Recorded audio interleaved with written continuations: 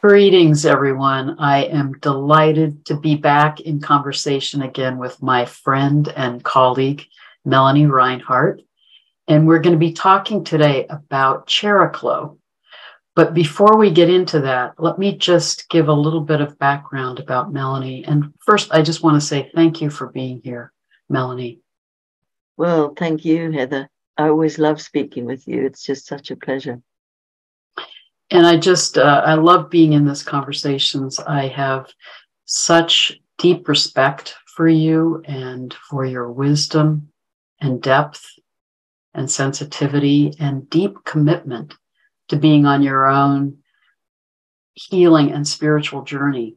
And we're going to be talking today about Chariklo, and you've given voice to Chiron, to the Centaurs, and in so many ways, you embody their healing energy and compassion. So it'll be great to be in conversation about them today, and especially Chariklo. But just to give a little bit of bio, Melanie is a patron of the Faculty of Astrological Studies and a prize-winning holder of their diploma. She's written a number of books, including Chiron and the Healing Journey, Saturn, Chiron and the Centaurs, and Incarnation. And she's interested in contemplative experience both as a healing process and as a learning modality. So I'm delighted to be in this conversation with you today and to talk about the Centaurs and Chariklo in particular. Well, it's also a delight for me because there's still not that many people who even use the Centaurs. And so the little clan of astrologers who do use them, it's not that big, but it's always a delight to dip in there. So maybe you could start by just giving a context for the Centaurs, where they are and why they are so distinct. And then we can get into Chariklo and her mythology and her energy. Right. So the Centaurs are a subgroup of minor planets. The subgroup being named Centaurs, and their names are drawn from various centaur characters in Greek mythology. That being so, because Chiron, who was discovered in 1977, has some peculiarities about its orbit, which are mostly mirrored by the characteristics of the orbits of the other centaurs, of which there are currently about 20 who are named and over 500 with numbers that have been discovered since Chiron was discovered. So they might well run out of centaur names, and also they might not be interested in bothering to study and name them. We don't know. But even 20 is more than enough to really have them flag up some interesting things that show up in the horoscope. So the features of their orbit are that, so all the centaurs, apart from Chariklo, this is an interesting little detail, they cross over the orbital pathway of at least one other planet and or another centaur. And their angle of declination to the ecliptic is very steep. So in the main, the ecliptic is the plane in space where all the planets orbit. And I love to think of this, it's kind of banal, sorry, but I think of it like a fried egg. So the yolk of the egg is obviously the sun, and then the white is the plane around that, along which all the planets journey around the sun. Actually, they're all, slightly above, slightly below. It's not like a fixed thing. But for me, a fried egg will do, thank you. And so the orbits of the centaurs they're not in the fried egg model. They go right through the fried egg, so to speak.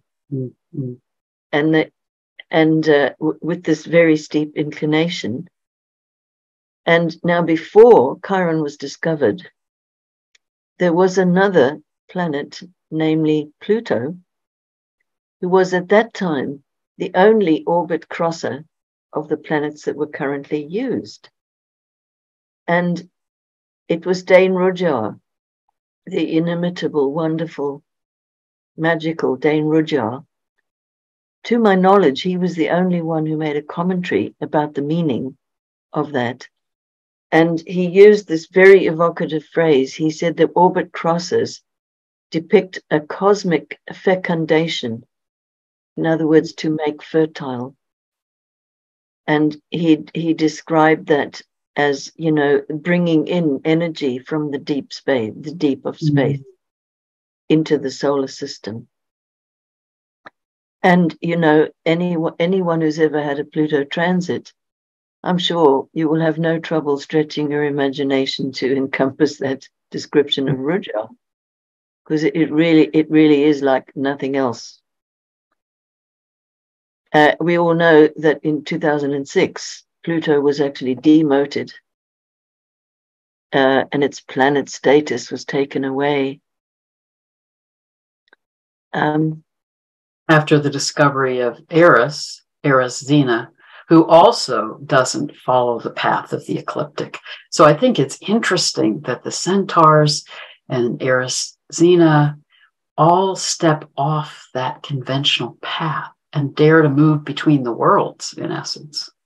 Yeah, absolutely. Absolutely. So there's a real shamanic quality to the Centaurs.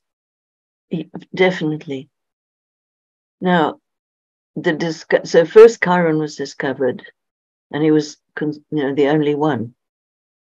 And they didn't even know what kind of object Chiron really was. So at first, he was called a planetoid, which just means planet-like. And the word actually comes from a Greek word meaning a wanderer. The planets are the ones that wander across the night sky. So in that sense, Chiron was the wanderer amongst wanderers, already with that theme of being one separated from mainstream or from society, being an outsider, an exile, and crucially, also in service to other people. Then in 1992, another huge discovery was made, namely of a great belt of matter surrounding the solar system. This is called the Kuiper belt or Kuiper disk. And it was said by, I believe it was in the magazine New Scientist, where they said that the discovery of the Kuiper belt was the most major revision of the solar system since the time of Copernicus. So already the astronomers were speaking about this heralds a new vision of our own solar system. And from the mythology of Chiron, and then, observing it astrologically at work in individuals' lives, it's very clear how the theme of transition and the process of integrating something entirely new, that's all part of the process that opens up around Chiron. And you see, there is also the connection between all the Centaurs and the realm of Pluto, because Pluto is one of the inhabitants of this Kuiper belt. And it's said that the Centaurs were objects that originated in the Kuiper belt, but they came in from being an outsider, let's say, came into our solar system. The speculation there is that it's via the gravitational pull of Neptune. And that's something so symbolically resonant in my mind anyway, because Neptune is a place in the chart that at one level flags up our illusions and delusions, where we're trying to kind of see through to the spiritual dimension, but we keep projecting it onto the material plane, and inevitably huge betrayals and suffering and anguish result from that without fail. And so I'm sure I'm not the only one amongst us who has followed illusions and delusions and ended up feeling completely crushed by my own delusions. So that's one level of Neptune. And then, of course, at the more refined level, we could liken Neptune's energy to the Bodhisattva figure in Buddhism. So Bodhisattva is a being who has evolved sufficiently so that in between lives, there is the choice of whether to continue on unembodied or whether to return to the realm of incarnation in order to help other souls. And so at the highest level, this is what Neptune is about, recognizing the pain that can sometimes be one's experience of living incarnated on the earthly plane. So having no illusions about that, and yet wishing to be engaged and down there, as it were, in the thick of it, in order to bring the light of love and compassion right in there. Beautiful. Got anything to add? Well, I was just going to say, and don't you think Neptune also is our longing to connect with the energy of source and of cosmic consciousness? So here, as we're in this time of increasing, we're coming out of the phase of the Kali Yuga, the time of forgetting and disconnecting from source. That these centaurs are messengers and healers guiding us to remember that deeper meaning of Neptune, which is our longing for that connection with the oneness of all that is, and supporting us in how to move between the worlds and find that integration of the other realms and being in this realm. And it also seems to me it fits with what Rudyard talked about in terms of, the Kuiper Belt and discovering these energies further and further out in our solar system, that we're also being called to become more galactic citizens again, instead of being caught in our own ethnocentric worlds. Yeah, absolutely. Absolutely. And, right there, I think about the fact that Chariklo doesn't cross over anybody else's orbits. And so, in a way, she dwells in the in-between world quite comfortably. Thank you very much. It's like she doesn't have to cut through anything on her journey of the great round of her completing her own orbit. And I just find that incredibly poignant. I understand that she's also orbitally the most stable of all the centaurs. Interesting. And Chiron has the most unstable orbit. And so they're a perfect pair in a way. And in mythology, she's the wife of Chiron, who's trying to support him in his healing journey. Yes. Say a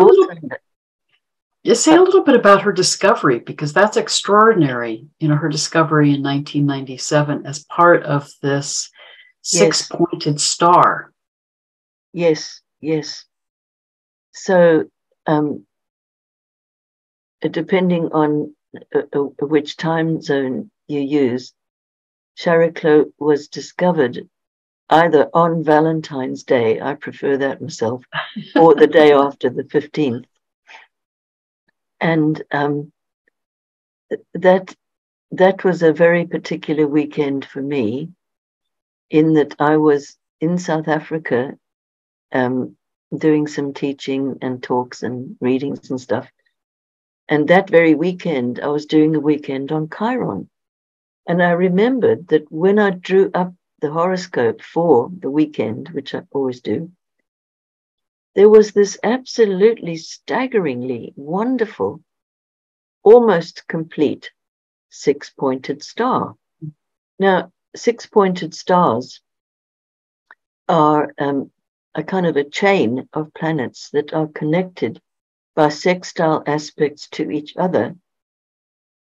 And there are two completed trines which match with those sextiles.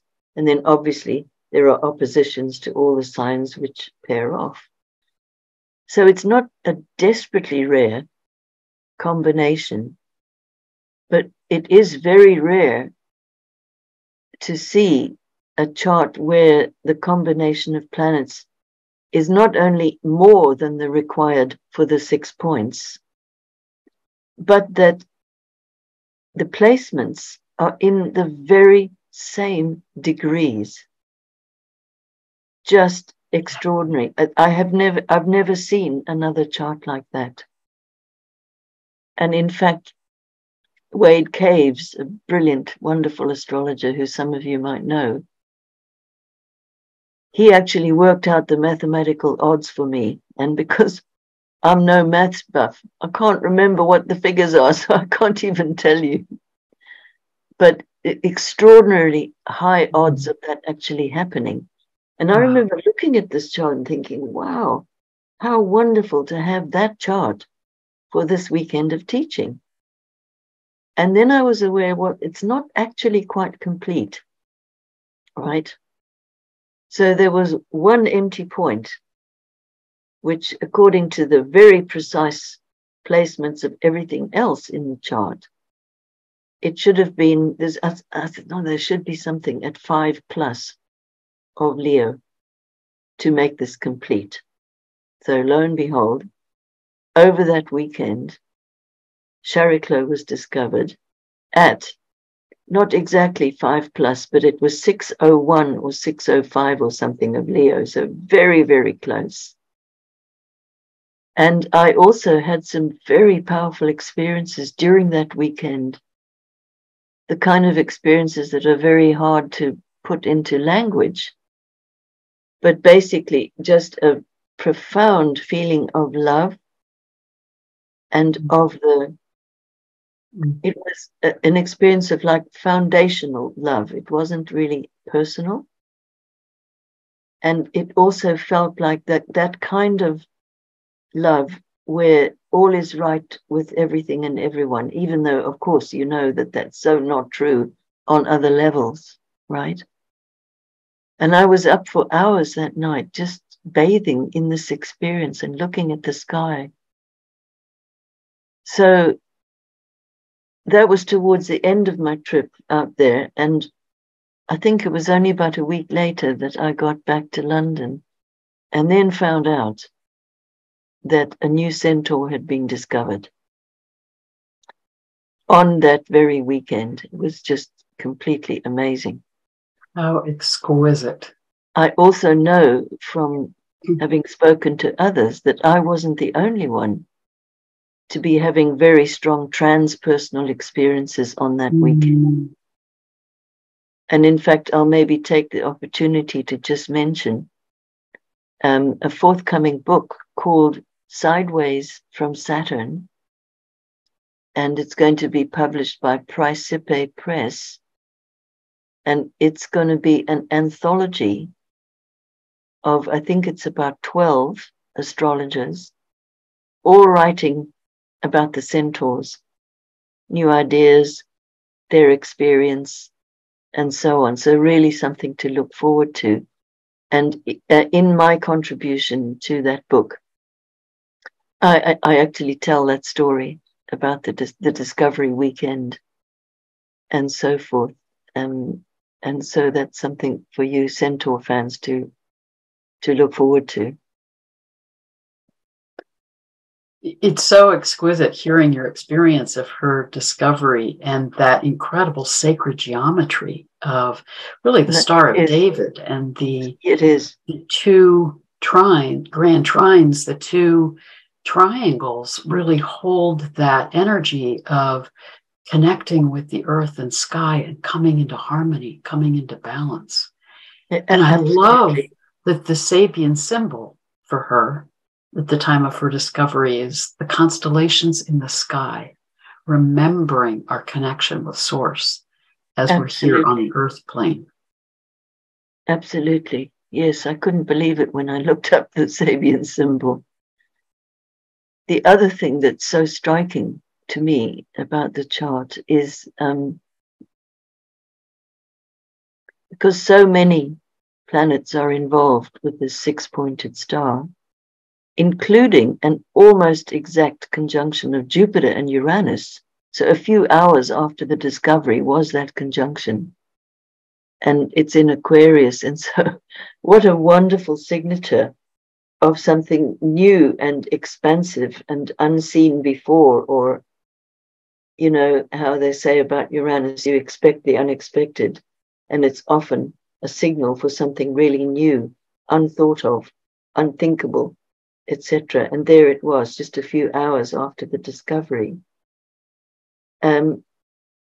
But because so many of the planets in the whole map are involved with this six-pointed star, that means that there's two planets which can be called singletons.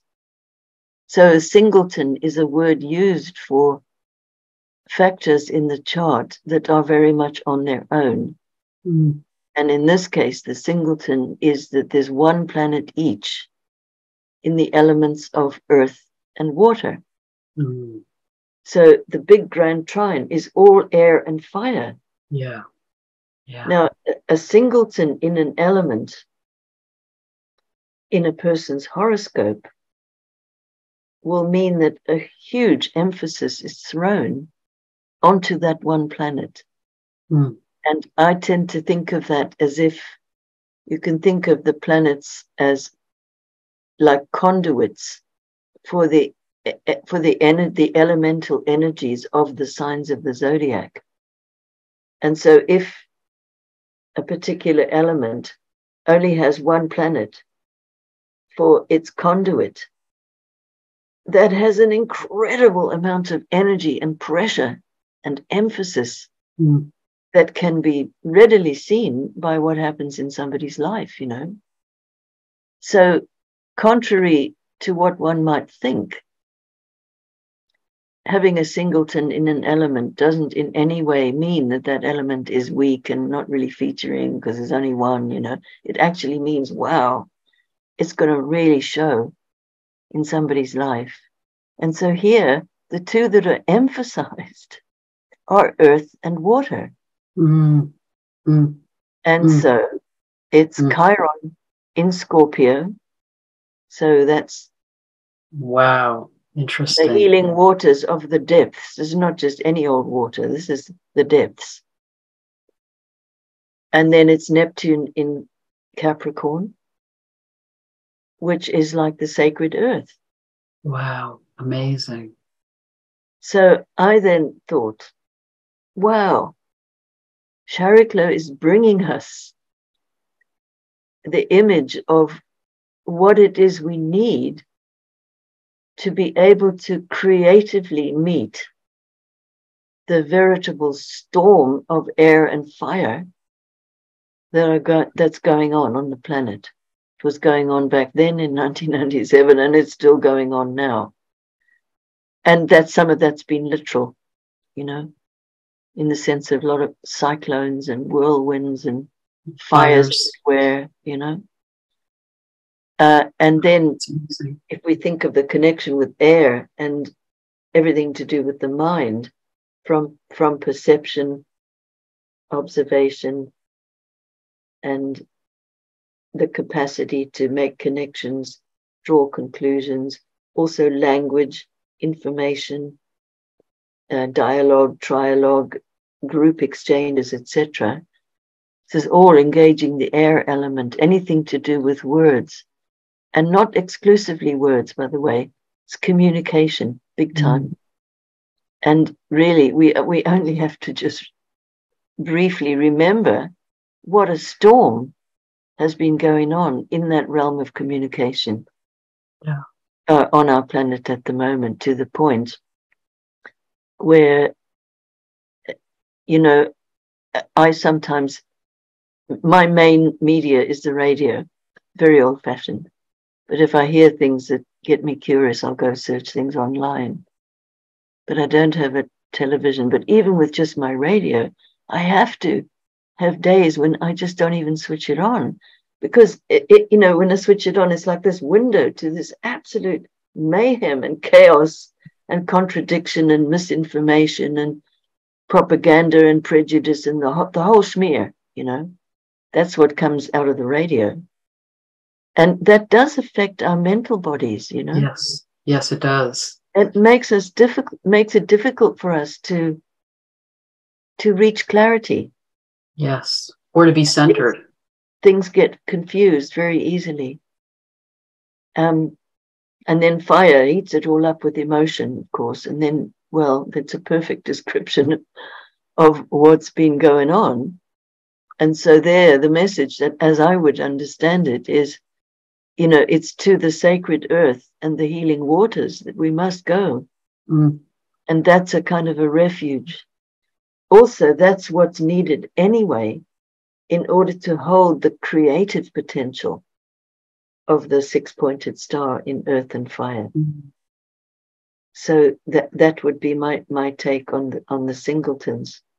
That's extraordinary, Melanie. And you know, it's like she was coming in with this incredible healing energy, because she so holds that energy of being present with us and for us, without words, without trying to fix anything. Exactly. It's just that incredible healing, compassion, and presence.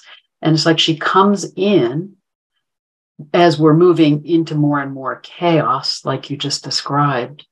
And I also love that in that six-pointed star, the moon is opposite Pluto. So it's also saying we're moving into a time of transformation that's going to activate intense emotions. But here is this healing presence here to support us and guide us and hold us. And I didn't know that Chiron was in Scorpio in that chart. Yes. Really guiding us to wonderful. Be diving deep into our own healing journey, to be in this time of transformation. Absolutely. And often to that place where it's really difficult to get words down there. And sometimes it's not necessary. And sometimes it's not even appropriate. But the capacity to still bear with, hang out with, or accompany in a kindly way whatever it is that we're experiencing. So to me, Chariklo brings a very powerful container for very strong experience. Yeah. And it from that kind of containment, there can be developed a kind of inner witness. So a part of us which isn't actually in the thick of whatever conflict might be going on inwardly or externally, but that is there, not in an impersonal, detached way, but in a way of heartfulness and a spaciousness, you know? Beautifully said, Melanie. That's so beautifully said. You know, it's interesting, when I was in full-time practice as a clinical psychologist, when I was still in California and doing a lot of trauma work with people, I found as I gained more experience in my practice, I talked less and less, and realized so much of what was healing, truly healing, was the sacred relationship and the container of the process. But that also in that context, I didn't have the words for it with now understanding Chariklo, but it was like we were calling in Chariklo's energy. And I remember feeling like there's this energy of love and compassion in the room, holding both of us, me and my client. And it was a profound healing energetic.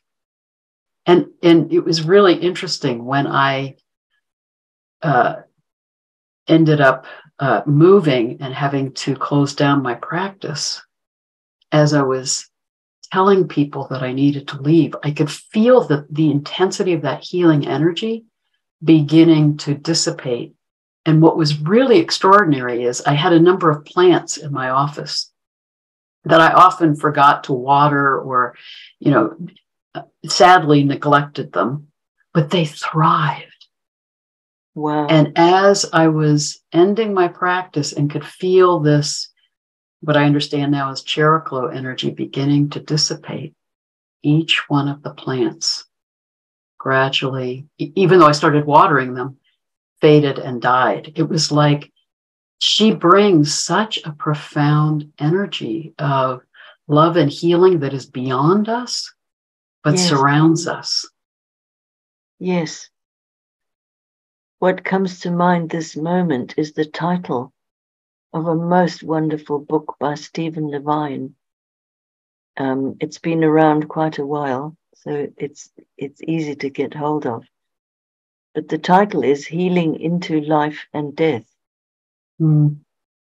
So what really features in his work on that theme is his capacity to really stand in that flow where indeed life and death are part of one continuum in which we all share all the time, kind of whether we're dead or alive, dead so-called, or alive.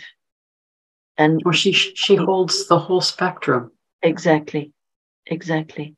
And whatever we're experiencing, she can be there with us, for us. Yeah. And that is with or without words. I think, when when it was about 18 months before Chariklo was named, after she was discovered. So I'd already had this experience on the same weekend. And I didn't have at that point, I didn't have any context for it. So I didn't start intensively researching immediately. But when she was named Chariklo, already just the fact she was Chiron's wife began to get me flashing, So I did quite a bit of research. I went back in my file of clients, thousands of charts of people whose horoscopes I'd read down the years. And by then, I was beginning to get a feeling of, this is something about the capacity to hold healing space and to bear witness and to accompany, which, as Heather has just so eloquently described how that works in a therapy setting. But I'm very fortunate in that I've read horoscopes for lots of people involved in various different kinds of healing fields in these so-called alternatives.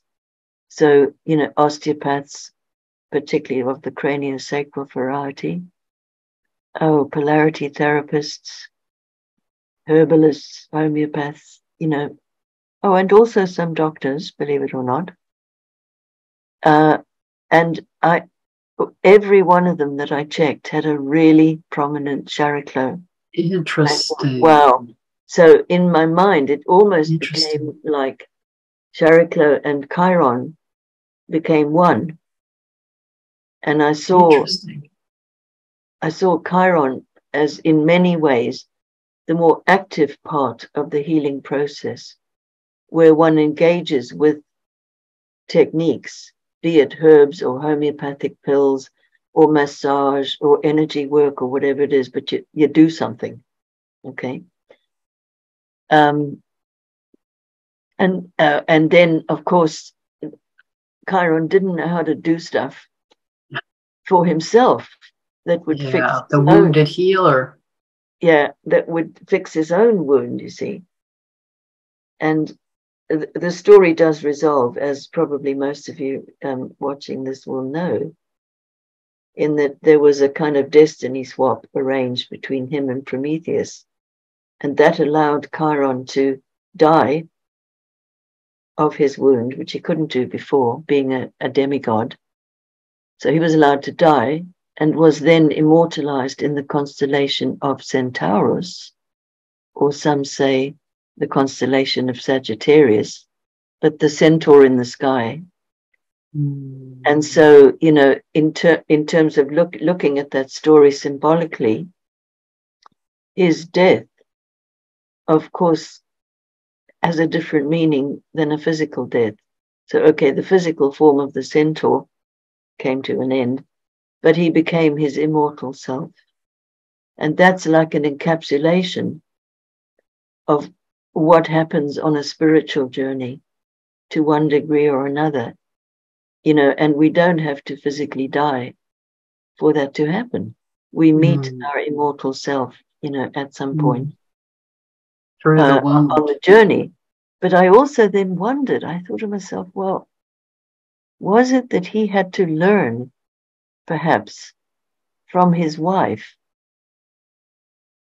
the quality of being to accompany himself, as it were, on his own healing journey? And it's like, I think it's Apollodorus, where Chiron was said to have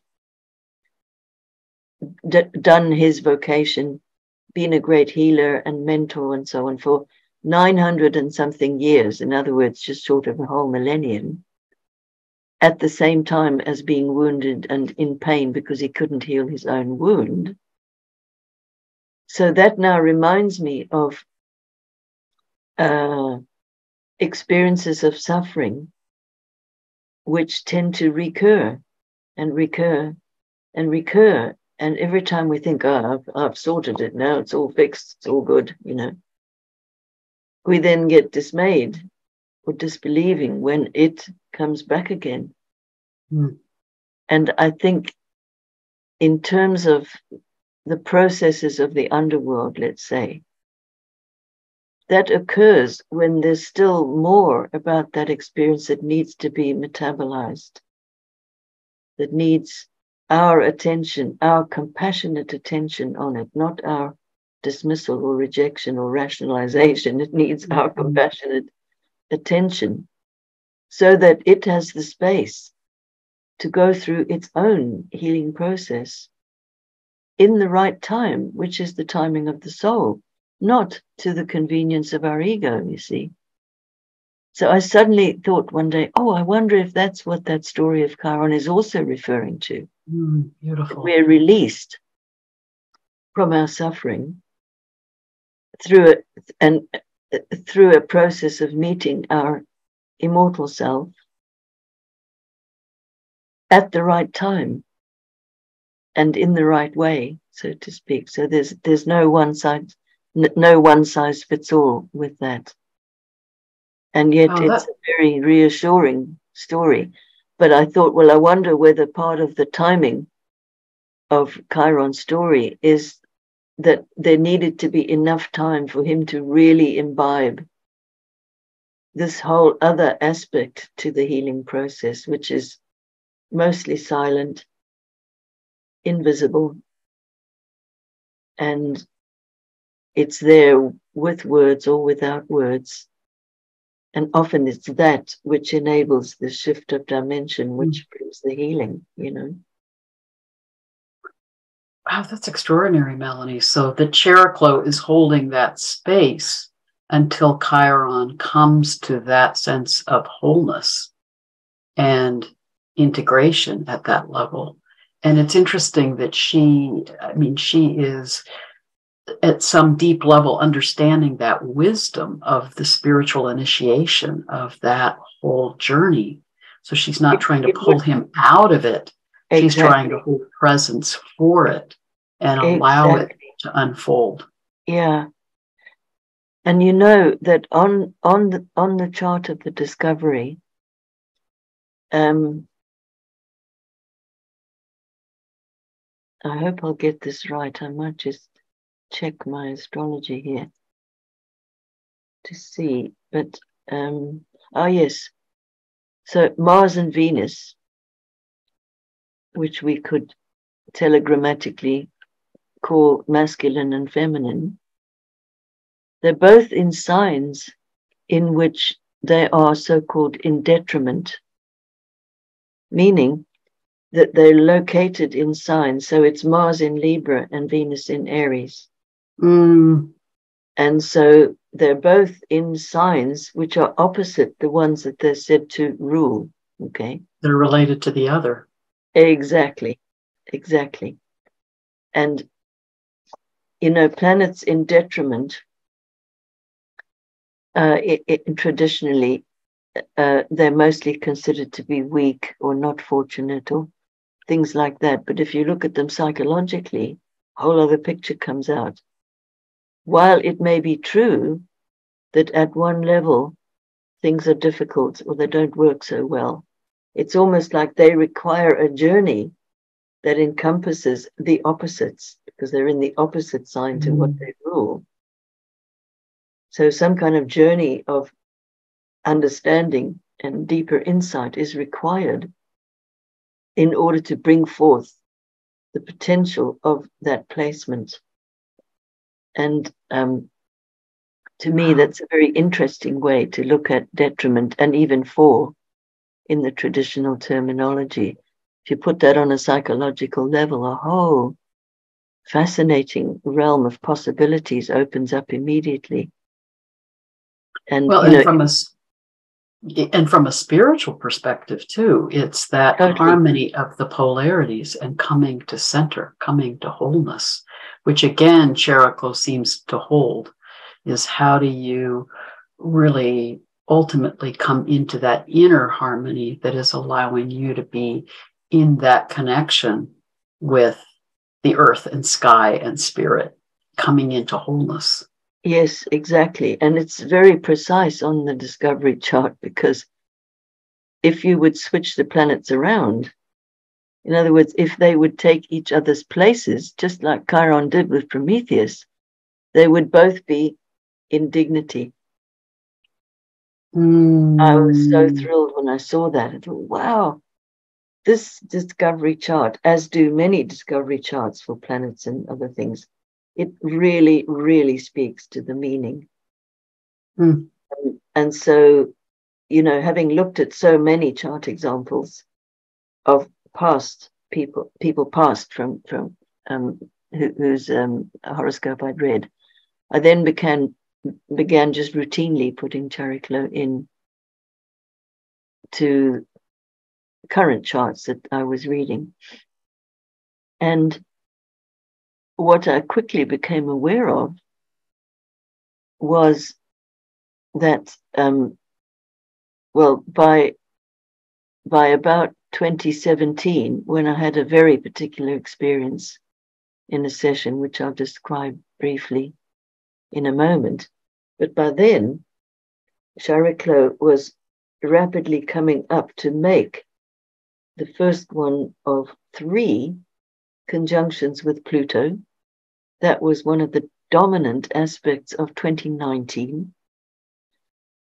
And then there was also aspects that she made with Saturn and Jupiter, when the whole gang of them were all in Capricorn. When we were all going into chaos and crisis on planet Earth. Absolutely. We were all kind of trapped in this cave of density, working these very Capricornian themes in so many ways, And there she was.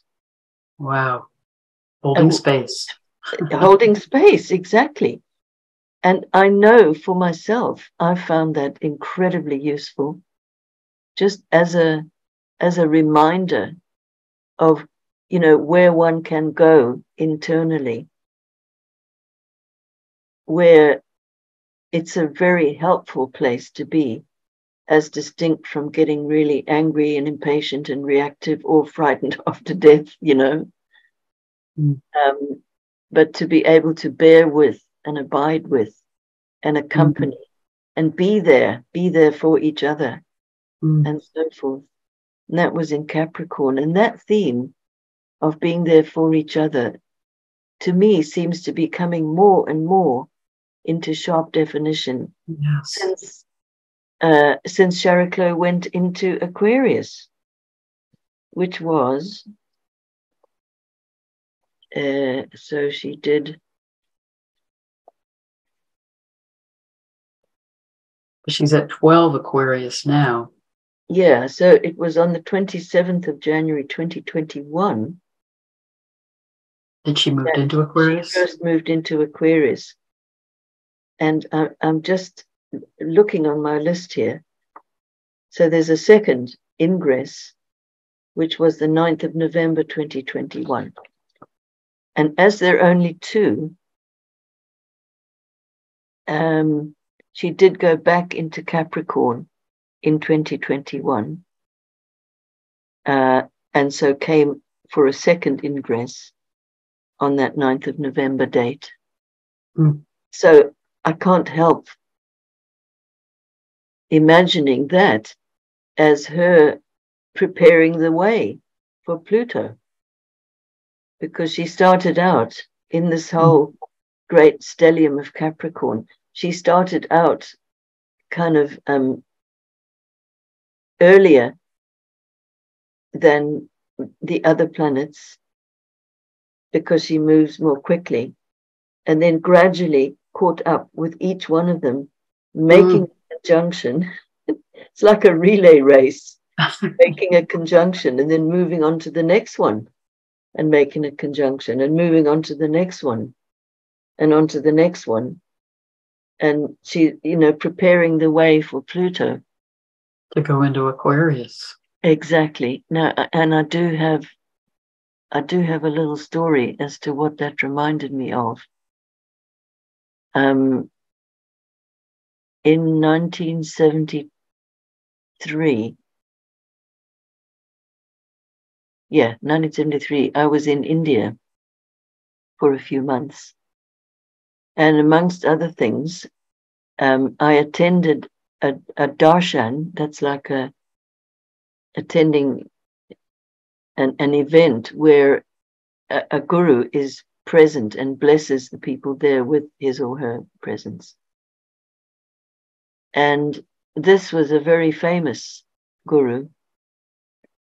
And it was back in the days, kind of before there were so many gurus from the East who came to the West. This was still in a very Indian traditional setting. There were a few Westerners there, but not very many. The whole thing was done in a traditional way. So in the center of this compound, there was like a throne, which had a canopy over it with ribbons and flowers and all of that. And then there was a walkway from the road to the seat, the throne, in the middle of this whole compound. And for hours before the guru arrived, the devotees were sitting cross-legged on the floor, chanting. Beautiful, beautiful bhajans, that's a sacred song, a devotional song, raising an enormous amount of energy. And there were also a special team of people whose job it was to make like mandalas of flower petals, colored flower petals, all the way along this walkway. And so as the time grew near and the drums began to be played and there was rhythm added to all these bhajans and the energy was going up and up and up. And the guru arrives and sweeps down this pathway to the throne in his robes, scattering all these flower petals everywhere. So scattering all the devotees with all these flowers that were blessed, okay? Well, you can imagine the energy after that. But that's what reminded me. I thought, oh, wow, it's like Chariklo has been laying the mandalas of the flowers. And along comes Pluto, and those flower patterns are dispersed over us all as he comes. So the theme of being there for each other comes to mind with that, you know? Wow, that's extraordinary. It reminds me of Rumi's line, where the wound is, the light comes in. It's like, oh, yes, she's holding us in our working our individual wounds, our collective wounds, and helping us in that healing process and helping us be there for and with each other. And then Pluto comes in, taking us through that deeper transformational process, that alchemical process of death, rebirth. Yeah, absolutely. And I believe I mentioned this in a recent newsletter, where I woke up on the morning where I was going to write the newsletter. With that song, I'll get by with a little help from my friends.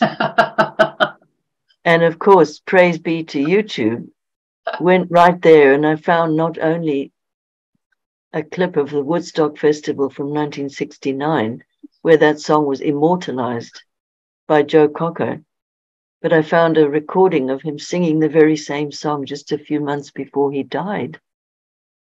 And so almost his whole life was underpinned by this song, you know, and it just really, really touched me. I wasn't personally at the Woodstock Festival, but I did see the movie. I don't know how many times, I lost count. And, you know, there it was as if the feeling was very much of being amongst one's friends, you know. And well, I was going to say, as we all know, that is a very Aquarian theme.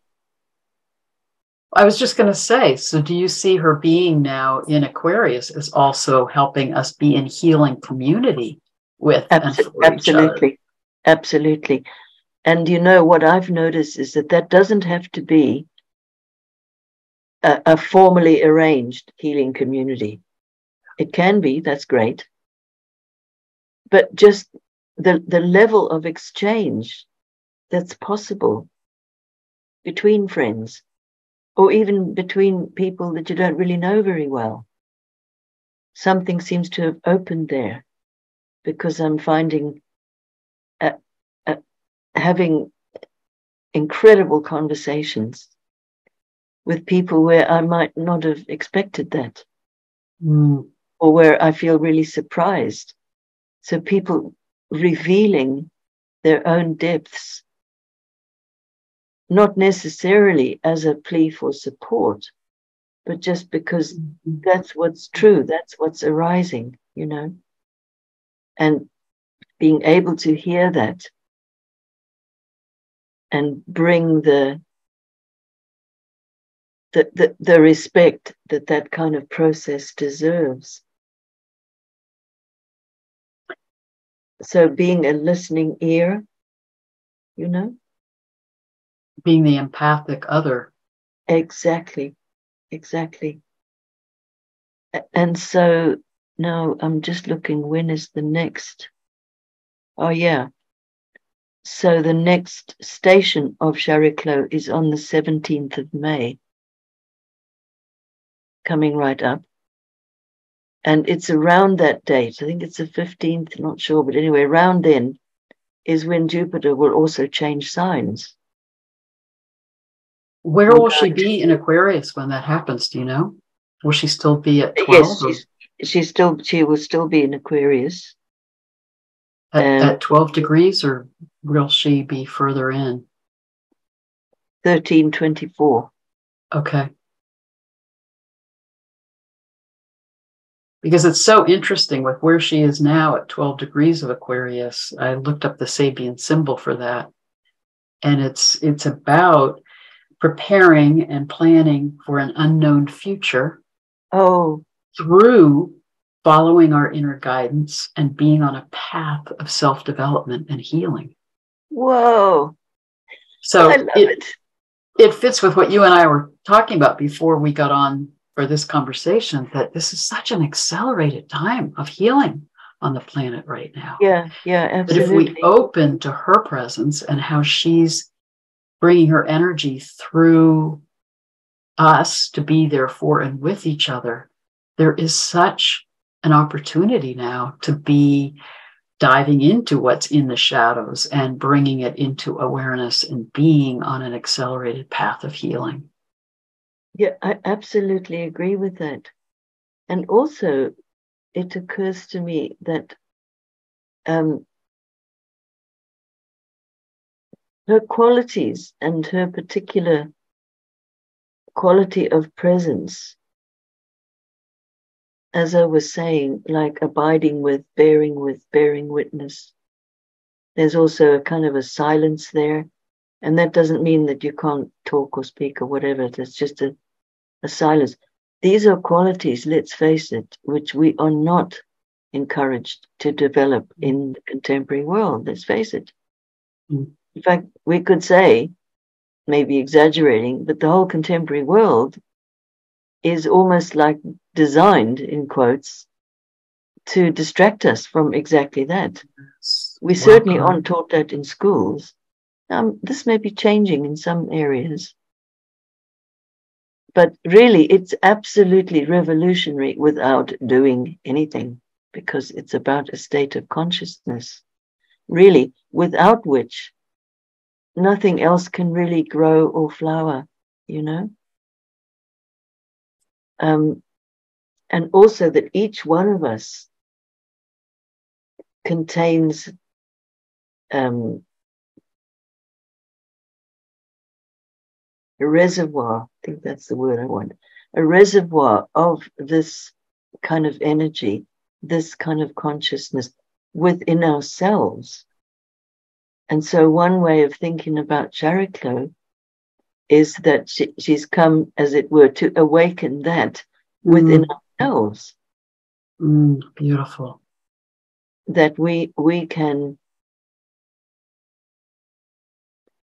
hold space for ourselves as well as others. And that we could say that's like the inner Chariklo, so to speak.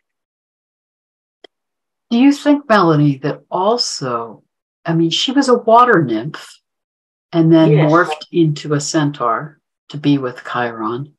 So do you think she's also representing that, you know, energy of nature? And well, she's both a shapeshifter. So again, she carries that shamanic energy. But do you think she's also like this nature being who's also guiding us to remember the healing energies of nature? That the energies of nature, I think, are the plants, the animals are really trying to support us in a healing way as we're in this accelerated time of transformation. And that she's also representing that. Well, just hearing you musing about that makes me think, astrologically, it's almost like there's your two singletons in earth and water. Because the nymphs are earthly creatures, elemental creatures. And she was a water nymph, which of course belongs to the realm of nature, i.e. the earth. But what's also interesting, you know, to my knowledge, well, I haven't found any of the classic sources which describe how she shapeshifted from being a nymph to being a centaur. And, you know, if anyone out there has the chapter and verse on that, please let me know, because I'm really curious, but I haven't found it. Likewise, I haven't found any written story about, well, what happened after Chiron died? I was just going to say that. Yes, there's no more comment about Chariklo, who's held this space for him the entire time. Yeah. Which, again, then because there are two centaur constellations in the sky, Centaurus and Sagittarius.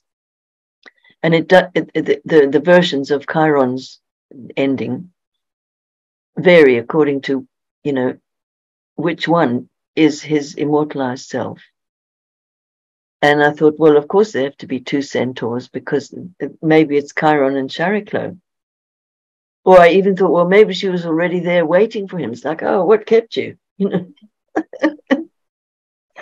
I don't know. But what I do know is that for me, those missing chunks of information just serve to remind us of the great mysteries. Like, we don't know how come that happened, or what the official line was, the story in the mythology. And I'm personally fine with that, because it leaves me room to imagine all kinds of things, you know. So what's your ideas? Well, two things. One is it also feels to me like it's so symbolic of how she wasn't operating out of ego. I mean, Exactly. that she comes in to this realm and is such a healing presence for Chiron. And I think it's also important to remind us, sometimes when we get caught in a dynamic with someone who's in pain, we need to be the rescuer. We want to be the healer. We want to feel like we make a difference. Yeah. And there's something profound about Chariklo, who just holds the space for the healing journey. Yeah. Without any investment in the outcome, and without any sense of coming from ego, such that then when he finally transitions, she just can step away. Yeah, she can kind of vanish without trace. Yes, but she also, I hadn't thought of this before, but I'd love your thoughts about this. As we're talking about her, she reminds me of, in the myth of Inanna, when Inanna is in the underworld and she's been killed by her dark sister Ereshkigal. Enki, the god of wisdom, Saturn, interestingly, sends the earth creatures to revive Inanna, to rescue her. But before they can rescue her, they come in and hold this healing presence for Ereshkigal, who's now in the throes of birth labor. Yes. And they just empathically mirror back her pain and hold her in that sacred, compassionate, healing space. Yeah. And then she's so relieved and so grateful. She asks what gift they want, and they say, well, we'll just take that corpse over there hanging on the hook. And they take Inanna and revive her, and then they disappear. It reminds me of that Chariklo energy of coming in to be a healing presence, and then stepping back into the mystery. Yeah. Yeah, into the mystery from whence she came. Yeah. Well, and as you were describing, that sense of being liminal and holding that space between the worlds, and reminding us that we are being held and supported and guided by these energies from other realms. We're not alone here.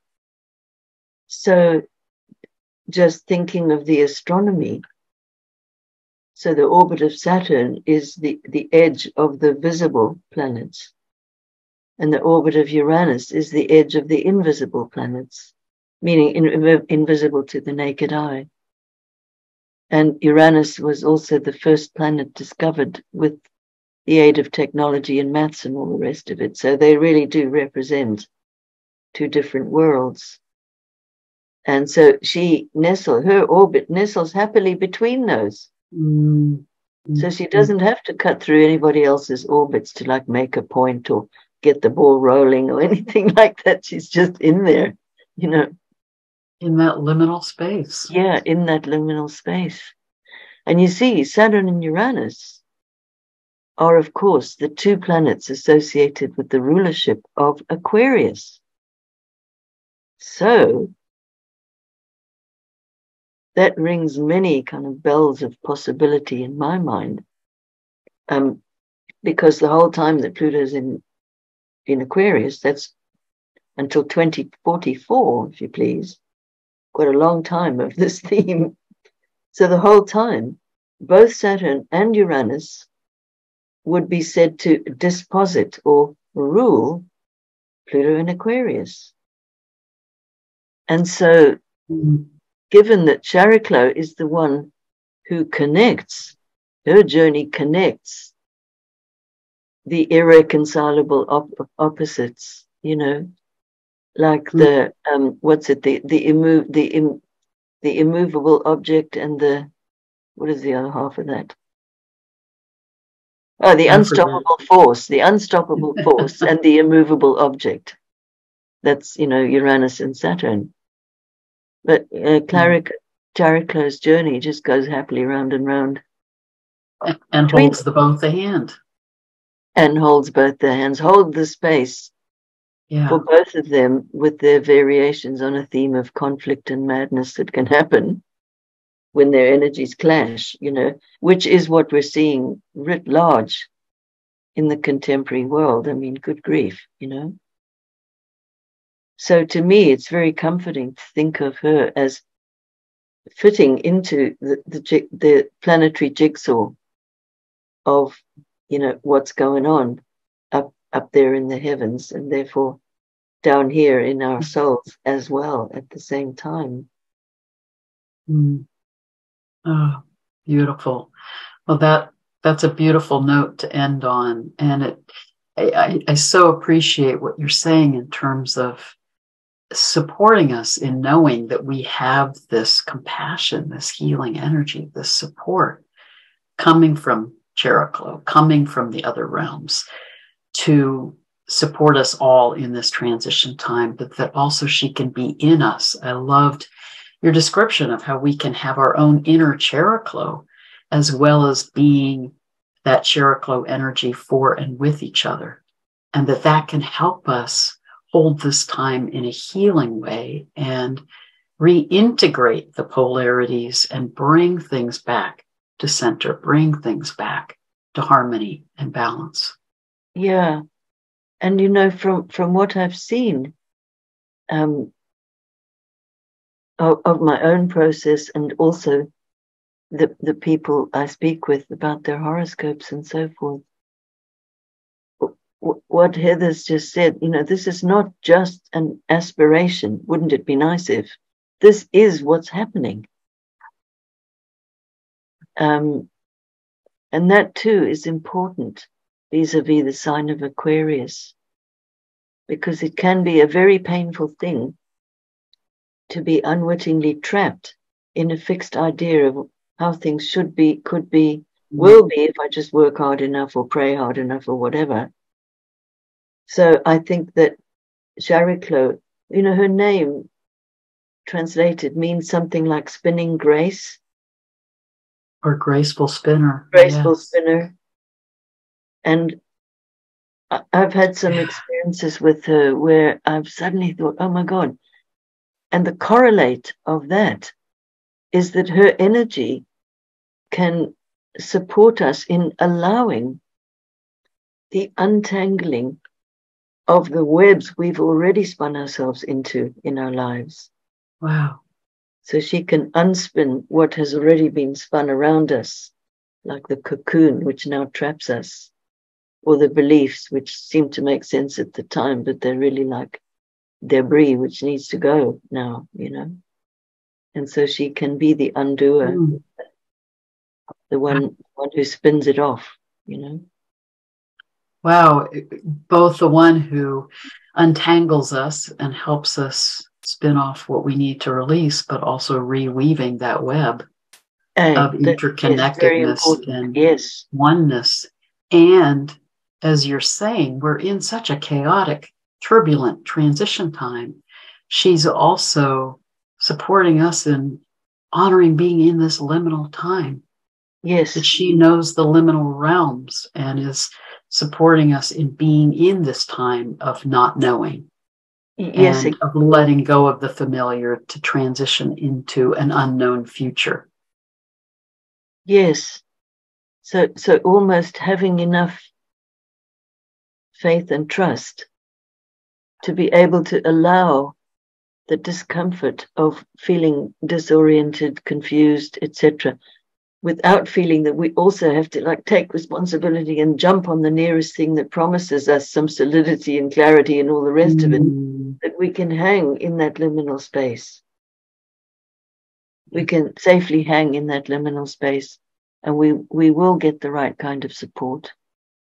And it is a transition into a new form, a new way of being, and she is holding the safe container for that. Yes, absolutely. Thank you, Melanie. And I also honor Chariklo. Thank you. Thank you. And thank you all for being present and listening in this time. And may we all hold that energy of Chariklo with and for each other in these intense times. All right. And I echo that. Thank you to everybody, because it's your presences also that make it possible for us to get together and have our conversations. So thank you.